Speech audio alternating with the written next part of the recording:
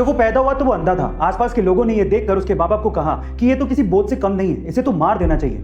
अंधा होने की वजह से बमुश्किल उसे किसी स्कूल में एडमिशन मिला, लेकिन वो पढ़ने में बहुत होशियार था। 10th में 90% मार्क्स बनाने के बाद वो 11th में साइंस लेना चाहता था, लेकिन आंध्रा का कोई भी स्कूल उसे एडमिशन देने को तैयार ही नहीं था। कोर्ट में लड़ाई लड़ने के बाद उसे साइंस में पढ़ने को मिला।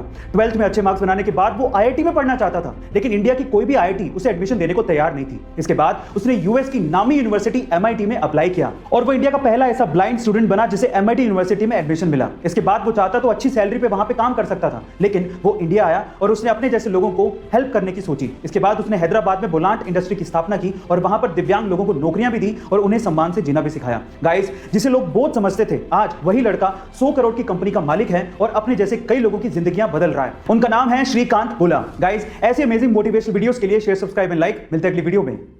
आईपीएस के फाइनल इंटरव्यू में पहुंचे एक बंदे को अंग्रेजी भाषा में थोड़ी प्रॉब्लम थी, तो इंटरव्यूअर ने उन्हें कहा कि तुम्हें अंग्रेजी नहीं आती, तुम प्रशासन कैसे चलाओगे। तो बंदा सोच में पड़ गया। तो इतने में इंटरव्यूअर ने कहा कि कोई बात नहीं, पानी पी के जवाब दे दो। तो उस बंदे ने सोचते हुए कहा कि सर मैं पानी नहीं पी सकता। तो इंटरव्यूअर ने कहा कि क्यों नहीं पी सकते।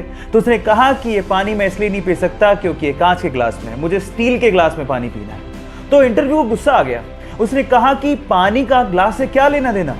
तो उस बंदे ने कहा कि सर यही तो मैं कह रहा हूं, जैसे कि पानी इंपॉर्टेंट है, ग्लास नहीं, वैसे ही मेरी कार्य शक्ति इंपॉर्टेंट है, भाषा नहीं। और फाइनली इस जवाब के बदौलत उनका सिलेक्शन हो गया और ये रियल घटना और उस बंदे का नाम है IPS मनोज कुमार शर्मा। गाइज, आप लोगों का इसके बारे में क्या सोचना है, चैट सेक्शन में लिखना मत भूलिएगा। आम को फलों का राजा कहा जाता है और सीजन आने पर हर कोई इसके स्वाद का मजा लेना चाहता है, लेकिन जिसे शुगर या डायबिटीज है वो चाहकर भी इसके स्वाद का मजा नहीं ले पाते। उन्हें अपना मन मारना पड़ता है क्योंकि उन्हें अपनी बॉडी का शुगर लेवल मेंटेन करना पड़ता है। लेकिन शायद अब शुगर के मरीजों को इस बात की चिंता ना करनी पड़े, क्योंकि हमारे पड़ोसी देश पाकिस्तान के कुछ एक्सपर्ट्स ने scientifically modified sugar free mango बना लिए। जी हां गाइस, आप ठीक सुन रहे हैं, शुगर फ्री मैंगो अब मार्केट में आने वाले हैं, जो कि सोनारो, ग्लेन और कैट के नाम से मिलेंगे, जिसमें 4 से 6% ही शुगर का कंटेंट होगा। तो अब शायद शुगर के मरीज आम का मजा ले पाएं। गाइस, क्या आपको इसके पहले तक इफेक्ट पता था? और अगर नहीं पता था तो कमेंट सेक्शन में जरूर लिखिएगा और ऐसे अमेजिंग वीडियोस के लिए शेयर, सब्सक्राइब एंड लाइक। मिलता है अगली वीडियो में।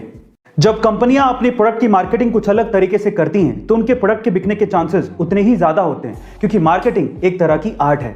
और कुछ ऐसा ही किया प्यूमा ने।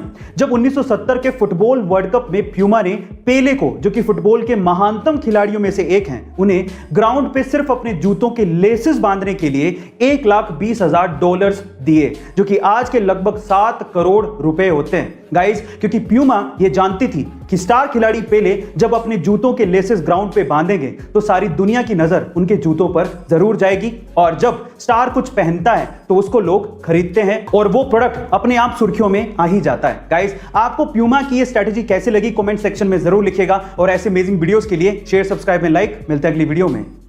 24 नवंबर 1971 को पोर्टलैंड से सिएटल जाने के लिए DB कूपर नाम का एक आदमी एक फ्लाइट पे चढ़ता है। जैसी फ्लाइट हवा में होती है, वो अपने पास ही खड़ी एयर होस्टेस को एक लेटर पकड़ाता है जिसमें लिखा होता है कि मेरे पास बॉम्ब है और तुम तुरंत मेरे पास आके बैठो। जैसी एयर होस्टेस कूपर के पास आके बैठती है, वो उसे बॉक्स खोल के बॉम्ब दिखाता है और कहता है कि मुझे $2,00,000 प्लस 4 पैराशूट चाहिए, नहीं तो मैं सबको उड़ा दूंगा।